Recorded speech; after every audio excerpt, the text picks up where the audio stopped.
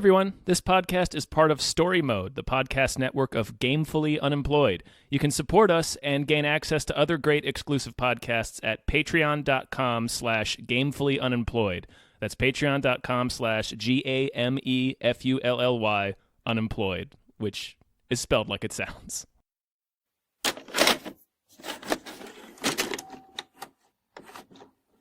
Hello, everybody. Hi, everyone. My name is David Bell, I'm Tom Ryman. and we just watched Glass. Glass. The movie. Glass. The three of you've convinced yourselves you have extraordinary gifts like something out of a comic book. David Dunn, the only person to survive that train wreck all those years ago. What do? I'm in security. You think you have superpowers. It's a feeling. Vision. I have to touch them. You believe you are a protector. Yeah. What did you think? I'm not sure. Okay. Yes. Okay. Like- Good. Because I was going to say, what did you think? And no matter what you answer, it won't bother me right now. Right. I haven't There was quite figured it out. There's a lot I liked about this movie. And then there was a lot that I thought was kind of weird and dumb. But in the end, because of the twists, and spoilers, we're going to be talking about twists. It's an M. Night Shyamalan movie. Yeah, and we're going to be, you guys know the drill. Yeah. We're going to be spoiling the movie, so. My first definite impression was, oh, they couldn't afford to get Bruce Willis. Nope. Yeah. He is barely in this. Yes, he should have been the main character. Yeah, it's weird that he wasn't. My second impression, and again, Particularly for an Unbreakable sequel. It's Yeah. very strange that he's not. yeah, and the scenes, it felt like he was like, look, M. Night. What do people call him? Sham? I think Knight. Okay, Night. Look, Night, I'm going to barely be in this, and when I am in this, I'm going to barely act. Because it's not that he's a bad actor, it's that he just doesn't really emote much in this movie. Nope. He has one scene that I felt like he was like kind of acting in, and that's like the first scene with his son.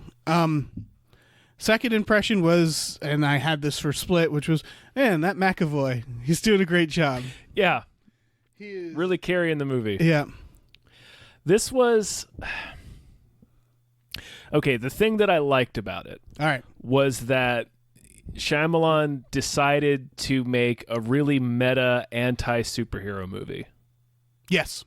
He really it's a real deconstruction of it. Yes. I liked a lot of the format. I liked kind of where the story headed, in weird ways. That also go ahead. Oh, he doesn't know how people work. No. And that's a problem. It was one of those things where with the facility, the logistics of the facility, every time I learned a new thing, I just had more different questions. Yeah. Because it was at first like, man, the security at this place is terrible. Yeah, it's pretty garbage. But then when the first twist is just like, haha, this was all a plan. We wanted to destroy them. It's just like, you couldn't just kill, you can just kill them? Like, you had to play with them for like yeah. a week or however long? Like, 3 days. it was a lot of that where it was like, It's that sort of that was... this is such a weird story. Like it kind of the thing that I liked about it also bleeds into the thing that I don't like about it. Okay. The main thing that I didn't like about the movie is that nothing fucking happens. Yes. We spend 2 hours in this hospital Yeah. and nothing fucking happens. And then, of course, the reveal that they're just trying to get rid of them. I was just like, well, just save me the movie. Yeah. And kill them at the beginning. Because it's a lot of and then. Yeah. And I thought of that near the end where they were like fighting in the parking lot. And I was like, this is like listening to like a rambling old man story. Yeah, I don't hate it. Yeah. But it's not really going anywhere. And I'm in the right mood where I'm like, I'm enjoying this. And all 3 of the support characters, Bruce Willis's son. Yeah. Who is the actor from the original? Yes, he is. I mean, I assume. I'm not going to look that up Yeah, because that's he him. looks exactly the Yeah, fuck. I saw his Okay. name. Little gladiator boy. I saw his name in the I credits. really liked how they integrated the original footage. Yeah. They didn't de-age him. They would like merge shots together and stuff. That was really cool. so him, Mr. Glass's mom, and then Anya Taylor-Joy from Split all show up at the hospital for the climax at the exact same time. Yeah. And it's filmed in a way where they all get out of their respective conveyances and are looking at each other like, oh, what? So, like, he knows it's dumb, but he still does it anyway. Right. Like, they have no reason to all show up there at the same time. Also, I was really frustrated with Anya Taylor-Joy's character. Okay, good. I was about to bring that up because, I mean, you start. I think we have the same exact. Loves James yeah. McAvoy. Feels lots of compassion for him, and she shouldn't. Here's how he could have handled this without it being dumb. Yeah. Have her hate him. Yeah. But be fascinated by him. That's it. It's as simple as that. She was his victim. Or his kidnapping victim. She shouldn't, like, this is one of those, I don't think he meant to have this message, but it was like, this guy is real violent and insane, but he just needs a hug from a pretty girl who's half his age. It's just like, don't do that. But he was abused as a child, just like you. Yeah. It's like, yeah, she was molested and then kidnapped, called the police and got her uncle taken to prison and went through her life without harming people. Right. You developed a personality of a monster that eats teenage girls. Yes. Exclusively one teenage of you handled girls. It like, well, the other didn't. Exclusively teenage girl. Like he never explores that. No. Like we see that he's got the 4 cheerleaders chained up, and then when he takes hostages at the end, he takes 2 women. Let me ask you this. Yeah. And I don't know what my answer is to this, by the way. I'm setting it up. If you were given like a full spectrum of humans and someone was like, you need to eat one of these, what would you do? Where would you go? What would be your flavor? I don't know. You're right. I'm not talking about like, oh, this person's old, so I should kill them. It's purely based off who's the most delicious. What's the best meat? It's not, though. It's based on who has not felt pain and suffering and needs to suffer. Right. So he's an incel that hates women. Right. But he never explores, and he hates women because he was abused by his mother, but he never explores that. Okay, yeah, and even the idea that they didn't feel pain, there's some shittier people you could pick out that are like that. Yeah. Same with tastiness. I was going to get to, I don't think I would eat any teenager. No. They're gross. They're disgusting. Yeah. I don't know what age. I'll get back to people on that. Yeah, real think about that. Yeah. You don't want to jump to any conclusions. So, okay. I liked that they all died. Spoilers. Yeah, they all die. Spoilers, they all die. I like Willis, McAvoy, and Sam Jackson all dead. I like that this is technically a superhero film that is like, okay, we're done. It felt like we were done. If he makes more after this, that's a real shame. Yeah. But it felt like it was like, this is, for a trilogy, had this one focused more on Brillis, if they had afforded the Brill. I feel like this would have been a really fun, fitting trilogy. I get why obviously it's twofold. One, because the Brillis is expensive. Yeah. But like, I get why he would want to focus, because this is Unbreakable is focused on Brillis. Right. Split's focused on McAvoy. Right, and Glass is on Glass. But it didn't really feel focused on Glass either. He felt like he was moving the action. Yeah, that's true. He's really the only character with agency. Yeah, you're right. And he gets what he wants. This is his victory. Yeah. This is his. You're right, because essentially the bad guy, spoiler, which is the organization that's revealed, is the bad guy, and he's in this ideological battle, he is technically the good guy. He's the protagonist, I should say. Yeah. Where it's like he thinks superheroes should be a thing the world sees. Should be allowed to exist. Yeah. And the Lucky Clover organization. Yeah, they gave us as much as we needed to know, I guess. Yeah. It's, I expect most people may have even already done this from the trailers, but I guessed from the very beginning, I'm like, oh, Sarah Paulson's the bad guy. Yeah. If she wasn't, it would have been a very bad movie. It would have been a way worse movie. Yeah. If they were that incompetent and she was that not ill or that inconsequential. Yeah. That would have been terrible. Like, but she sort of had to be the bad guy because it was like, yeah. otherwise she's just going to be this character who's like, I was wrong, and it's like, why are you Well, here? it's as soon as they arrest McAvoy and Brillis, and Yeah. she addresses Brillis by name, I'm like, oh, she's the fucking bad guy. right. She's Mr. Glass all over again. It was very villainous, the setup, and then they put him in those chambers. Well, and it's like, the how else comic would you book know who he villain. was? Yeah. and know that he thinks he's a superhero. Yeah, and would have unless you've tracked been them monitoring down. specifically for that. Yeah, That was the first weird part of the movie. So, like, I don't think we don't. It doesn't sound like we're gonna go beat by beat. But Brillis fights McAvoy at the beginning in a warehouse, and they like jump out a window, and there's just basically Shield is there. It seems like yes. they're flashing lights. Which, by the way, that was they started the movie with a warning about flashing lights. That's funny that they started the movie with a warning about epilepsy. Yeah. Because the flashing lights they use in the film aren't the harmful kind. Well, that was what was funny about it. I felt like they were just very aware. Like, I felt like even when they were editing it, it felt like they went out of their way to make them not that's harmful. fine. And that's fine. Yeah. Like, I totally appreciate that. Yeah. But, like, it's not like other movies like Into the Spider-Verse or The Incredibles right, 2. that should have those warnings. Strobe you the fuck out. Yeah, like, but this one is, it lights I flash, but they don't come out of the screen, which is very important. Exactly. And then, like, that's why it felt like like it. So they every were time the aware lights of flashed, it. they were like cutting away and stuff. yeah, so that's I gotta give them props for being aware of it. Of like, we Right. have a whole plot point about flashing lights. We Yeah. should probably put a warning up. Yeah, and then I- they also filmed it in a way so the light it never strobes out of the screen, Right. And it never flashes more than twice, Yeah, and not quickly. yeah, It's like a flash bulb. yeah, yeah. The premise is that McAvoy can be You can switch between his yeah, personalities, like by- channels, which is Yeah. it was a cool idea.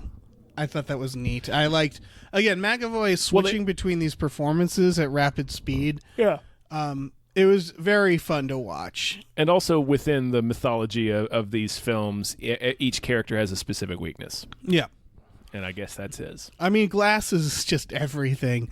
Well, right, Yeah. like he's a mastermind, but he can't Yeah. do anything physical. Yeah, all the all right. I'm trying to think about like what is because this movie's getting bad reviews. Yes. I wouldn't say I didn't walk out of this movie like what a fucking mess or anything like that. I didn't hate this movie. I wasn't that mad except for what's her name's character. Anya Is Taylor-Joy. pretty fucking That's bad. bad. That's irresponsible. Yeah, that's enough for me to be like, nah, this film Yeah. is bad, Like or it's morally, ethically bad. McAvoy like dies in her arms and she's crying. Yeah. It's like, no. They really should have made her just fascinated with him and Or like press ganged into being there by Sarah Paulson. yeah. Either way, I guess they shouldn't have done it. Worked in Split, I think, because it's like very. I have to watch Split again, but she's sort of using it to Yeah. just get the fuck away. Yes. and then she gets the fuck away, and Yeah. it's like yeah. In this, it's like she's drawn to him, and at the end, she's like sitting with the son and the mother, and it's like, why are you here? Where are we all hanging out? I sort of get that was the other thing is that there's this weird idea where the bystanders, like the son, the mother, and the victim, wanted the world to see. Mm-hmm. And again, it works when it's like wanting the world to see this villain, because the mother at that point is like, why would she want the world to see that her son like killed all these people? She's just doing it, I guess, for him. Yeah, because that's what he wanted. Yeah. And he wanted to know the world to know that he was right. Right, and it made sense for the victim to want the world to see what this monster did, but they made her like really like him. Yeah. And so it was just very confusing. Again, Yeah. he doesn't know how people work. No. His problem has always been from The Sixth Sense on that he is a great director who isn't the best writer. And his character stuff is bad. Yes. Like when he gets down to a character level, unless the actor is good enough. Yeah. Because he has, I mean, obviously he has that in some of his films. There's Yeah. some really great performances. But yeah, man, like he doesn't quite understand mature motivations Right. for things. But again, as a director, I saw something that I really liked in this was the movie Unbreakable. When I went to film school, they used it as an example for really good cinematography. And one of the things they pointed out is when Brillis touches people, he sees their misdeeds. Yeah. He sees their sins. And the way they would shoot it every time is from this above angle, wide angle lens. And it was sort of like sepia. And when you watch it and you realize, oh, it's mimicking a security camera. The idea is he's watching their misdeeds in this godlike perspective, the way a security camera might. And I thought that was really cool. And then I started noticing it in this. Mm-hmm. It was like they're doing it again. And sometimes there's literally showing the security camera point of view. Mm-hmm. And it was like, that's cool. And then it all actually leads to a conclusion, which is that Mr. Glass has uploaded all the security. And it's it's Bruce Willis's power, basically. It's showing the sins of this organization. And I don't know if, like, it's one of those things where it seems like he meant it to do it that way since the beginning. Of course. But he didn't know. I doubt. Well, I mean, from the beginning knew about this from the beginning of this film. He went back and looked at Unbreakable and realized, like, oh, I should do that. Yeah, and then he makes very smart choices when it comes to that sort of aspect of the filmmaking. Yes, I think he can do horror really well and suspense, and the music. I liked the weird time, like when they spot each other through the doors and the music freaks out. Yeah. Like I like that because it takes these emotional moments and makes us feel them the same level as the characters are. Mm-hmm. Just someone else has to write his stuff. Yeah, I think what happened with this movie is I think he sat down and was like, okay, it's going to be a straight up superhero movie. The Unbreakable was like a stealth superhero movie. Right. Like you sort of figure, this is now the grounded, gritty. This is this is the one where they're full on, like everybody's aware that they all have these powers and they're going to fight now. But I can't do a superhero movie just like a superhero movie because there's like 5 every year now. I've got to sit down and make a Shyamalan one. Like I've got to make mine different and unique and have something to say. Right. So he sat down with that. This is what I think. And wound up accidentally making a movie that trolled all the fans of the story. So you think it did troll all the fans? Yes. I think this movie succeeded in being unexpected because it didn't give people who went to see it anything that they wanted. Yes, I can see that because I'm also coming up from this as a person I liked Unbreakable. Yeah. I'm not a fan. Like, I'm not intense about Unbreakable. I probably had the best experience with this trilogy because Unbreakable was fine. After that, like, I knew, like, okay, Shyamalan's sort of not, he's a sort of disappointing director. He has the faults that he has. Mm-hmm. But Sixth Sense was really good. And so, okay, I was trying to remember where I was going with this. Split, I didn't know was an Unbreakable sequel. Everybody else I saw it with knew already. Yeah. I somehow avoided that spoiler, so I got to see Split the way I think he wanted people to see Split. And the reveal was fucking delightful because Split was done in a way that you weren't thinking about Unbreakable at all because it's like a psychological thriller and it was marketed that way. Yeah. And so you think you're seeing that, and by the end he's like getting these powers, and it's like like I wasn't thinking about Unbreakable still. I was like, I should have been at that point, but I was in with the story and I was trying to make sure this young girl gets out. Yeah. And then they cut to Brillis and it was like, oh, fucking of course. Yeah. And it really, that really worked. That was delightful. And again, having not being a big fan of it. So coming to this movie, in terms of what happened to the characters and stuff, I don't know. I was fine with that. It didn't piss me off. I didn't know you're mentioning Unbreakable fans. Mm-hmm. Do those exist? Well, I mean, there's people who enjoyed the movie and then who got it, I guess, were excited to find out that Split was a sequel, right. And then it's like, oh, okay, we're going to see these characters again. And now, whereas Unbreakable, the whole point of the film is leading up to the discovery and acceptance that, yes, we are superhuman and we have these powers. And it's like seeing Spider-Man 2 after seeing Spider-Man, where it's right. like, okay, let's see like where he's just Spider-Man straight from the beginning and fighting and doing all kinds of cool stuff. Yeah, that's not what this is. None of that. This isn't a superhero movie. No. I guess I was glad it wasn't, because of exactly what you said. Is there's superhero movies every year. Mm-hmm. It's I don't know why. I guess I don't know why anybody would have expected this to be a superhero movie. The trailer didn't make me think it was. No. Because when you watch the trailer, one thing that was very clear in the trailer was that they don't leave the mental institution. Because in the trailer, they don't show anything outside of it. No, and it was, really. yeah, and it was that realization of that thing where when you see what's in a trailer, you know, like, okay, this is the stuff they're okay with spoiling. So this must be beginning to middle of movie. Mm-hmm. And then when they start doing like the ramping up and showing what the action is in the trailer, it was like him running across the lawn of the hospital. Yeah, and I was like, okay, there isn't anything more than that. Like, this is gonna be pretty contained. Yeah, and he teases the building from the beginning.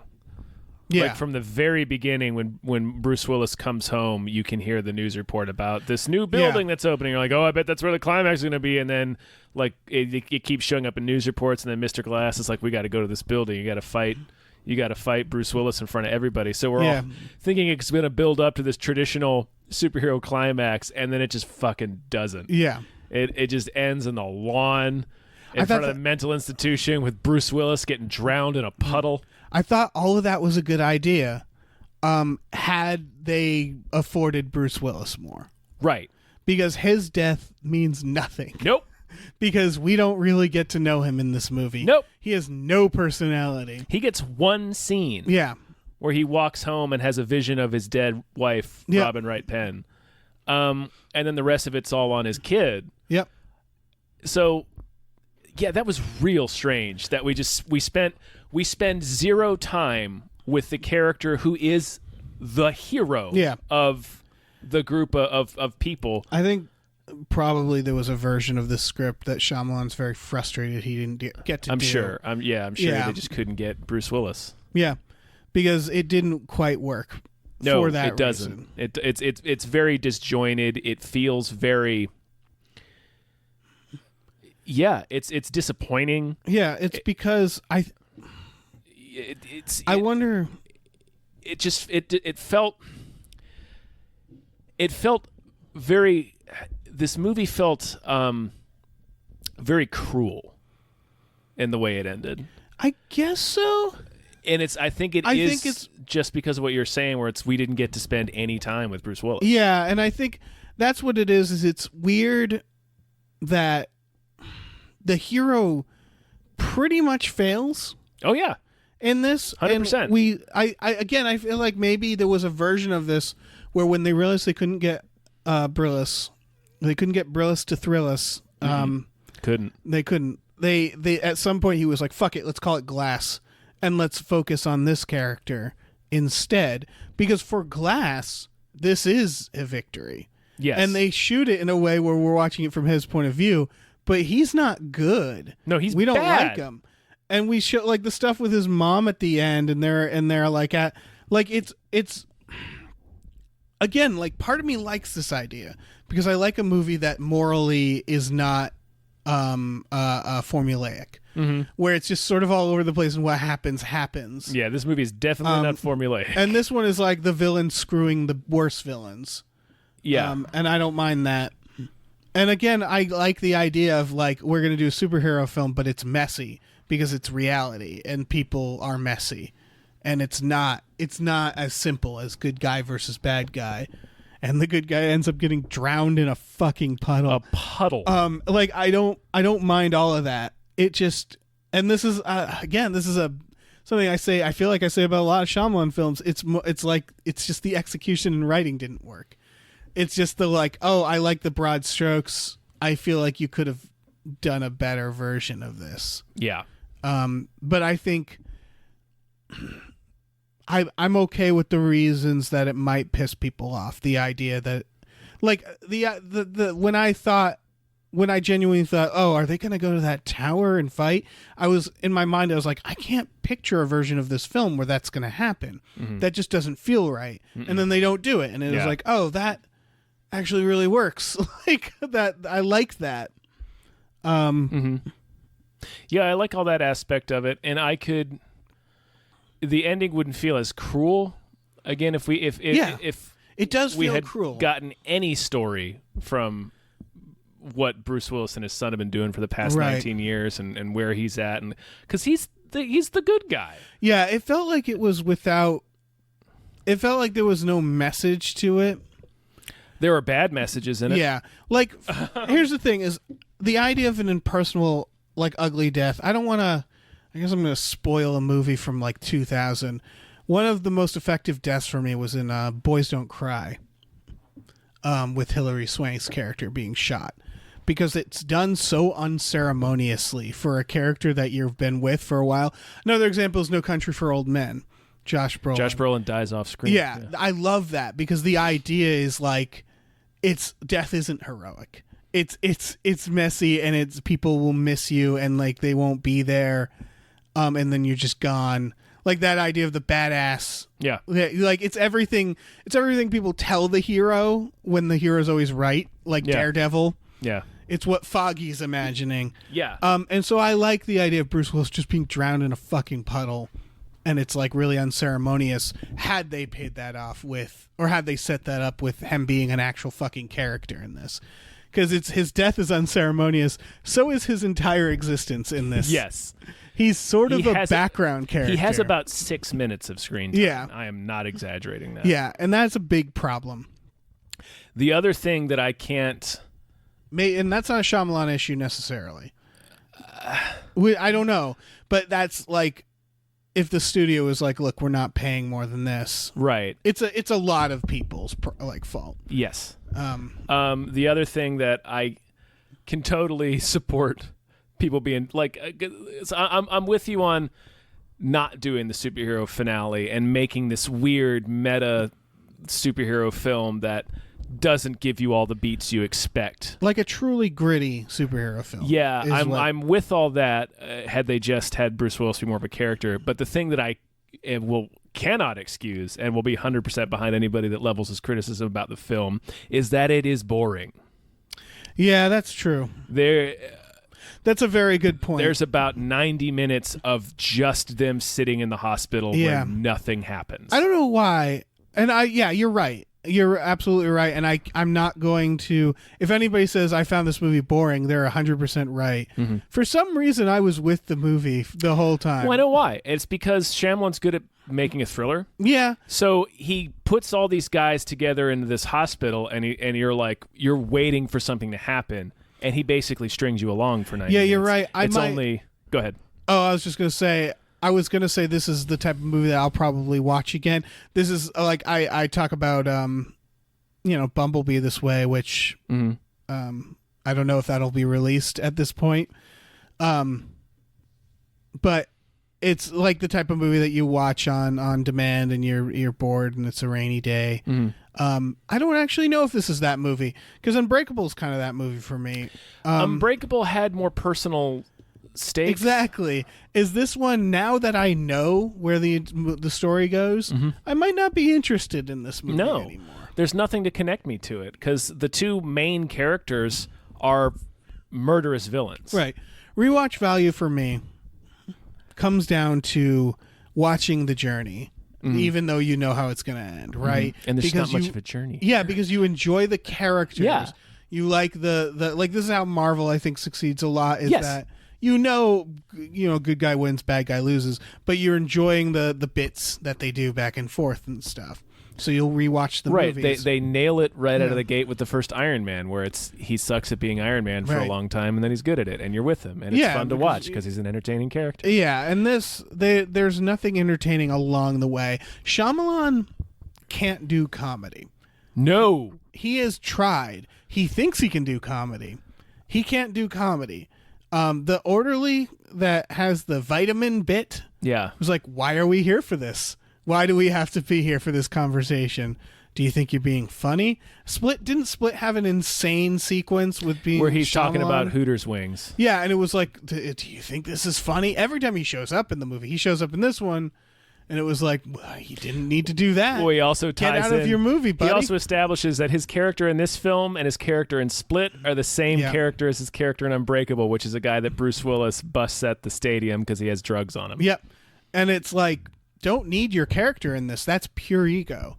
That's any good director would look at that character and go, we don't need this character. And he's or at least like, not give him any lines. Yeah, and he's like, no, they're gonna want to see me in this, and it's like, no, we don't. We don't want to see you in this movie. I figure because he kept doing it, I figure at this point he's like, well, I got to show up somehow. Yeah, it's an inside joke at this point. Yeah, it's a joke at this point, and also it's because he wants to be Hitchcock. Yes, yeah. But like Hitchcock just walks through his movies, like or fucking hides himself on a billboard. Like or in a newspaper. Yeah, like in Lifeboat. Yeah, so it's like I understand putting himself in the film because he kind of has to at this point. But he did. But don't like bring the movie to a halt for you to do a bit. You're not Stan Lee. You're not Stan Lee. No. Like the movies will come to a screeching halt for Stan Lee. Which someday, like 100 years from now, maybe people are going to be looking at Marvel films, being like, "Why do we keep stopping the movie for that man? Who is that man?"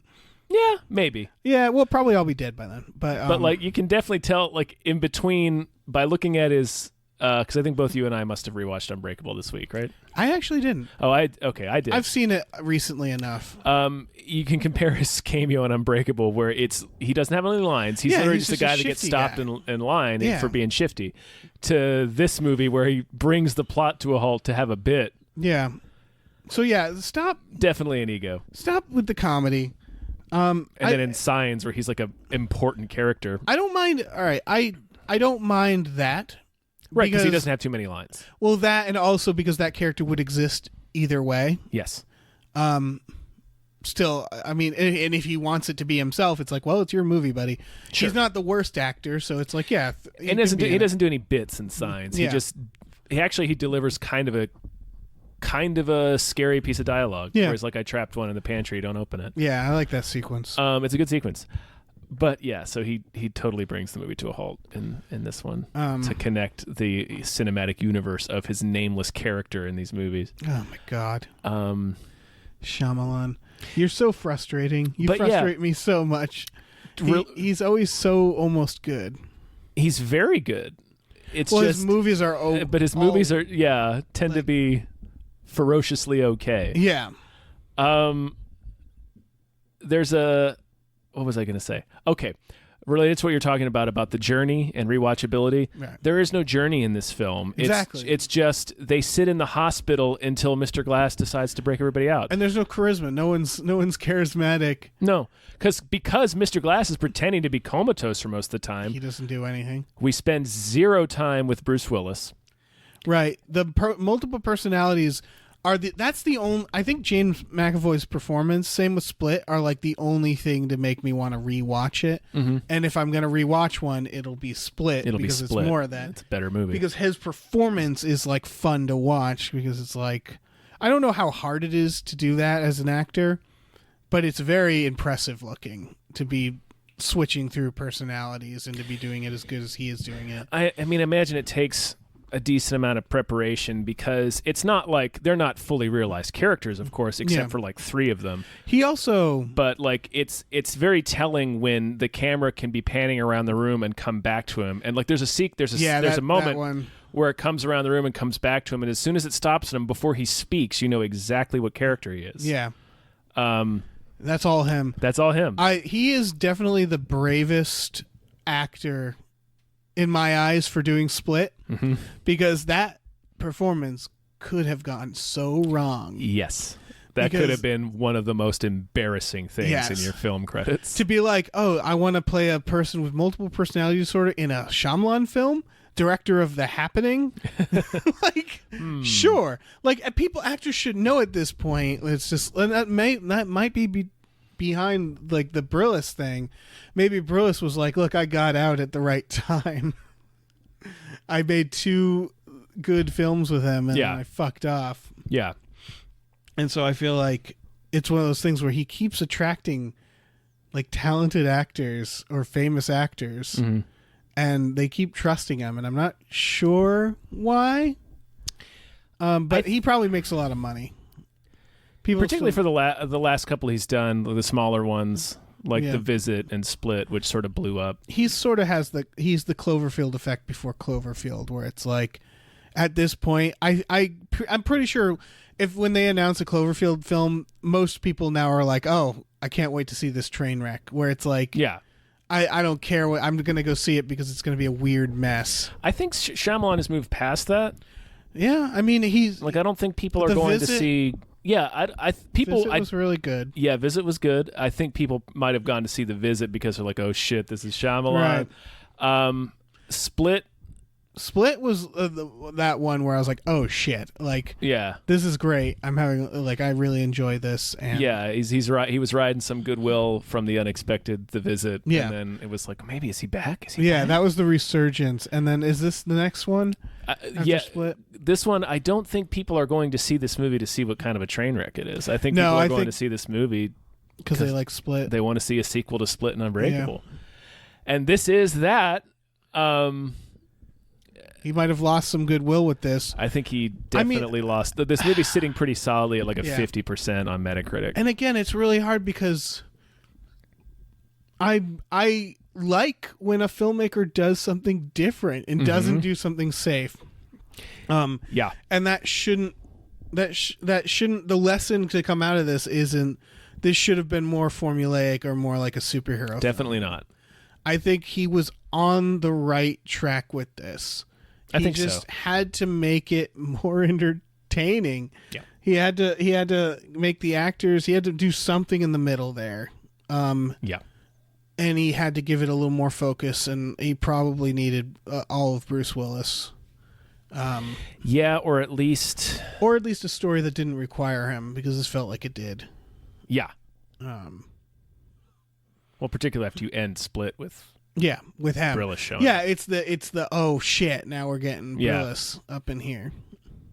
Yeah, they should have if again, he probably just had different plans. They should have ended Split with fucking Samuel L. If they were Yes. going to make it Yeah, about they should have him. done that. Yeah. It was such a This is weird. Because then you could have had Brillis show up at the end and it'd be like, oh, what? They basically, this one. They made the villains They made the villains the heroes. the heroes. And so they kind They of don't- took. Man, that's fucking weird. So he kind of Because takes. all the murders and stuff, they don't Yeah. really. They're like, yeah, those people died, but these guys, they need to expose this corporation. It's like he slit a man's throat. Yeah. That guy keeps eating people. Why are we? This, why this is, guy abducts and eats teenage girls. That's what's okay. Yeah, And 'Cause- like Unbreakable, like they sort of take the whole journey of Unbreakable and really like, because the way this film ends from Bruce Willis's character's perspective is the guy he put away for causing mass murders, several huge Blowing up a accidents, train. blowing up a train, causing a plane crash. I think there was another one in there. yeah. Basically wins Yep. and like this monster he was trying to beat is now free and he gets drowned in a mud puddle. It feels again. It really feels like Shyamalan was trying to say something here, because Samuel Jackson gets a heroic death. So does McAvoy. They both get the dying in the arms, getting to say last words. Meanwhile, Brillis is over there drowning in a puddle. Yep, he gets violently He drowned doesn't in a have puddle. any last words. Nope. Nothing. He has an action sequence. He dies like a villain. Yes. Which is, again, I don't mind that whole idea, the unceremonious Yeah. death. If there was something that had led up to that moment that had made me go, oh, what a great conclusion, where you're trying to make me feel something specific that has a point. I guess that's the biggest issue is I don't know what the point of this movie was. If you're going to make a meta observation on superheroes. Yeah. Have an observation. Yes. Like Super, I think, does that correct. Yeah. Like, I like the idea of it, but he doesn't say anything with it at all. No, and he says a lot of wrong things, a lot of irresponsible a lot things. of wrong things that I feel like he didn't mean to say or he didn't care about. Yeah. So it feels like that. And then again, this is like I think Shyamalan is the Michael Bay of plots. Where Michael Bay, that South Park joke where he's just thinking in explosions and Yeah. working around it. Yeah. I think it's that. I think Shyamalan thinks of these cool ideas and then plugs them in and then writes around them. Yeah. And if he gets to a point in the script where it's more logical to just kill that idea for the betterment of the story, he doesn't do that, because that's one of those things that you learn as a writer, especially writing stories, which is like you have to kill the things you love. Right. You can't be too precious about anything. Yeah, even if it's the thing that spawned the idea in the first place, you gotta be like, look, I gotta get rid of it. I don't think he can do that. No. I think he just starts with twists and works around it, or starts with broad concepts. Yeah. I don't know where he started here. I think he started with the idea, like I said at the beginning, I think he started sitting down and being like, okay, I got to make a superhero movie now, but I can't make it I can't just make a superhero movie. Right. I've got to make a subversive one. I've got to make a Shyamalan superhero movie. It has to be subversive. It has to buck all of the things, and it successfully does that. It doesn't do a single thing you want it to, which isn't necessarily a bad thing, but some of them are. I think some of the decisions were bad. Yeah, I think he needed to make.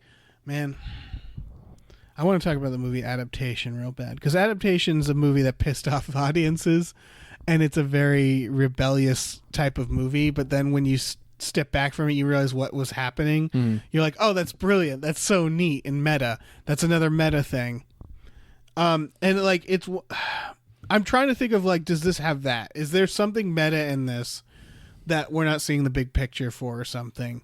But it really doesn't seem that way. It just seems there's a few things, like how he really telegraphed the skyscraper, and then it's just like, nope. Right. Well, that felt. So that's. I mean, I got that. That's a meta thing. Like, yeah. And then his mom was like, I thought this was the limited edition, and he was like, no, it was an origin story. Right. But was it an origin? I guess it's an origin to the idea of superheroes. I was expecting like the son to have and particularly when because he has the scene where his son's at the gym, and he looks over at the guy lifting weights. That would have been like, here's what I thought was going to happen once he said it was an origin story, and then I think this probably would have made people like the movie more. Those three ancillary characters that are in the main character's orbit all go on in those directions. Like I expected Anya Taylor-Joy to become something like the Beast. That's what I expected too, because Mr. Glass's mom to become something like Mr. Glass. Yeah. Because at the end there, she's like, you weren't a mistake, you were spectacular. Yeah. So it's like, oh, is she going to be evil? And then, of course, you have Bruce Willis's son slowly discover that he's super strong. Yeah, and that would make sense. It's genetics. Yeah. Yeah. That was and his whole discovery, it's dependent on the parents. It's always like he comes running up. You're right. It's like it's all dependent on the parents. The parent thing didn't really like that was like you said, a fan theory. It was a fan theory about Split. I'll give him Shyamalan credit, is he probably was going to do that before the right. fan He probably theory. thought of that. Because it was obvious the train. He made thing. it a train crash, and then he connected it's unbreakable. So that was probably intentional from the beginning.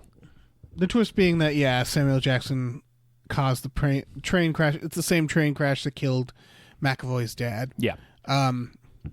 Which it's just like, what are the odds that there'd be fucking multiple train crashes that aren't connected? It just makes sense. Mm-hmm. But that doesn't. It like the fact that they're connected again. That felt like a really cool idea, and it didn't really go anywhere. It didn't make a difference. At all. It didn't. It did not make a difference. It just had McAvoy kill Mr. Glass. That's all. Yeah, and they could have done it. Could have set up, because he's like, what are the odds? I'm creating these people.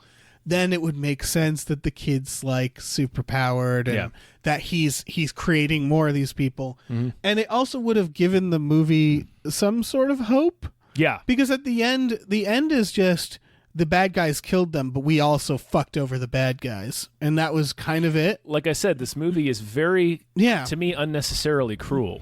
Yeah, it just needed a little bit of glimmer, glimmer of hope, because the glimmer of quote glimmer of hope is the world finding out at the end, like, oh, look at these superpowered people. It's like, but hooray! All I thought was like, well, they're gonna think that's doctored footage. They're not gonna believe it. Yeah.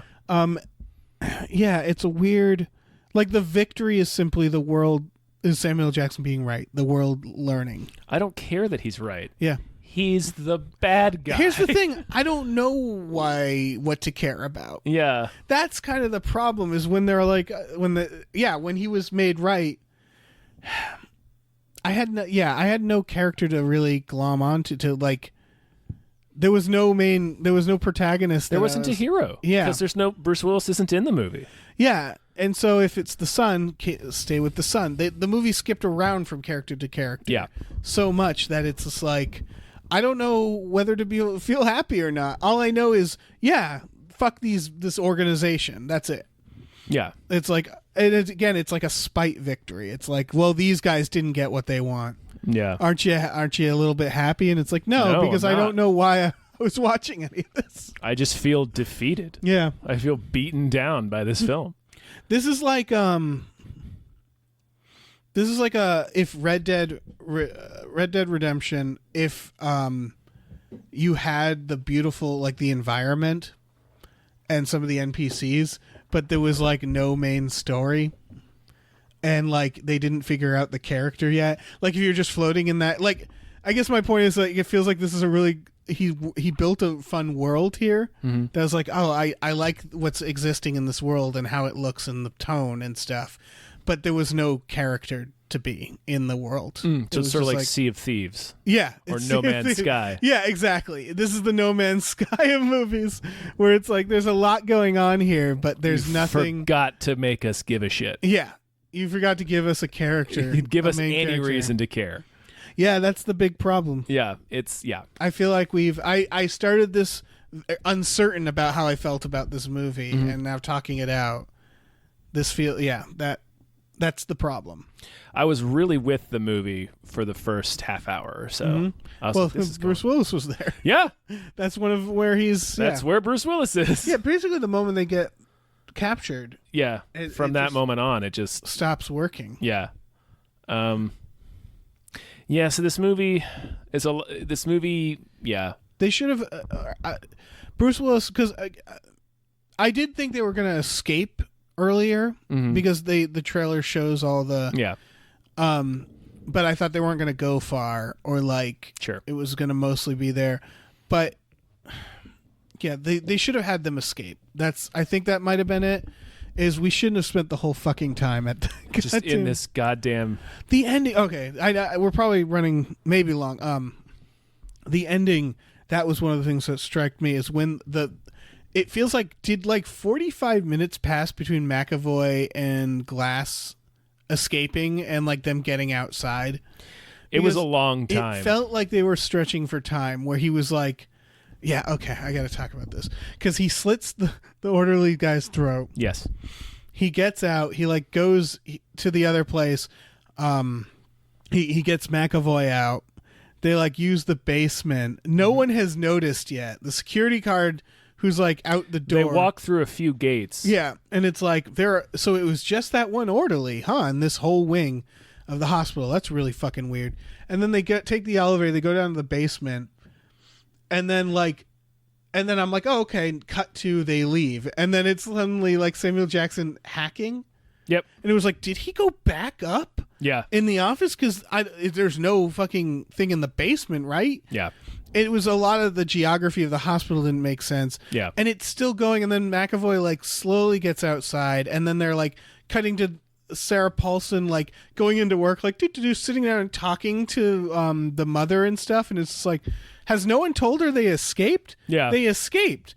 No one's noticed? Where Yeah. is she? Did she not check on them? Had she not gone in? Like, what is going on? And they're just like talking. And then they're like still in the basement. It was like time is at a standstill. Time has frozen. Yeah. It really felt like they were stretching, or he was trying to show that this was happening all very fast. But if that was the case, the editing was bad and it didn't match up. Yeah. And so it just felt like this was like a span of like 5 hours was passing for some reason. That really bugged me. I remember Yeah, and they give a lot of that at the time. They do he does one thing in the reveal where Sarah Paulson just happens to mention, oh, he shouldn't have, I don't know why he went out the basement. That was a silly way to go. But then doesn't elaborate on it.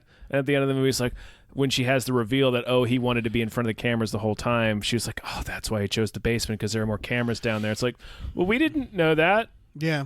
So, like, that's not... They did keep showing people setting up cameras. And I remember when they were doing that, I was like, this means something. This is going to be important. Yeah. For sure. Yeah. It's just that there's that one line in there. Like she begins the reveal by saying, "That's why he went out of the basement because there's more cameras down there." Yeah. Like instead of out of the side entrance. Like we didn't know anything about a side entrance or the basement. So like this is a weird way to begin this pulling the rug out from under us. Yeah. But that's nitpicky. Yeah, I guess. That's nitpicky. There's bigger problems. Right, of course. There's big problems. Right. Yeah. I don't know if I'd recommend it. It's a real fucking bummer. It is Just a bummer. Bummer of a movie. If you like bummers, Yeah. if you like not seeing Bruce Willis much, Mm-hmm. this is This is the film for you. this is the film for you to just sort of like if you always fantasized about like being at a party and someone was like, "Hey, I think that's Bruce Willis," and you're like, "Oh, cool, it's Bruce Willis," and then he leaves. If you wanted to see Bruce Willis's stand-in Yeah, do most of his scenes, yeah, watch this film. yeah. Brief. It's a brief Brillis. Yeah, real brief Brillis. Brief Brillis. Yeah, I guess that's all I have to say about. Pretty this. much, yeah. You It's have any final thoughts. Man. Yep. Shyamalan. Why do you do this? Again, this is Like it's he's so frustrating because his stuff always has potential. yeah. I always see potential in it, and then he does something stupid. Yeah. Yeah, like I don't know, man. I mean, I definitely appreciate that he sat down to make an antithetical superhero movie. Yeah, I think this was his. It was in the right. He had the right idea. Mm-hmm. He just should have thought it out more, I guess. Right. Yeah. Should have thought it out more. Had something to say. Right. I think every movie should have something to say, even if you don't think of it until while you're writing it. Like I think it's helpful because it gives you a tone to hit, and you kind of you keep yourself consistent within that story. If you have some sort of moral, Yeah, because they give like part of the movie is, and this is an interesting thread that they could have followed more, is that Sarah Paulson is trying to convince them that it's all in their heads, and it kind of works on Brillis and McAvoy. But when McAvoy overcomes it to be like, no, I really am the Beast, it's given the exact same weight as Bruce Willis breaking down his steel door. That's the problem with the movie, I think. yeah. Like you're having us root for the gross villains, but not giving us a real compelling reason why. Yeah. The villain stuff is really fucking weird. Yeah. I don't know what he was trying to make us fucking want to think. I don't know. Because he really, at the end, the mother's just like, yeah, it's my boy. And it's like, your boy was a terrorist. Yeah. Why are you? And it's Fucking just like, we got to show terrorist. the world so everybody knows my boy's special. It's like, All right. What? Why? How are Special those, little terrorist. How are those three characters sitting there I don't know. and not being like, hey, fuck your kid? Yeah. Like, oh, fucking weird. Right. That sort of would have worked. You know what would have worked? If this ended with, instead of the shadow organization coming, if those three characters like started like whapping them while they're fighting, being like, hey, cut the shit. Cut the shit. You have a kid. You have a mother. Stop it. Yeah. You guys, did you know you killed Stop my friends? Yeah. You guys fucking suck. Like, Yeah. if they had done something like that where it's Yeah. like, it's not about the heroes. Like, Yeah. if And they it's like kinda ego, a battle of Yeah, the they ego. sort of like he does a little bit of it. Yeah, instead they're of like in awe of them. Yeah. And it's like, I'm sort of sick of that. I would have loved for the idea of non-super people to be like, you know what, fuck you guys. Yeah. Oh, man. Or if the movie was about those characters. Yeah, or about those. Yeah, exactly. Fuck. Yeah. Yeah.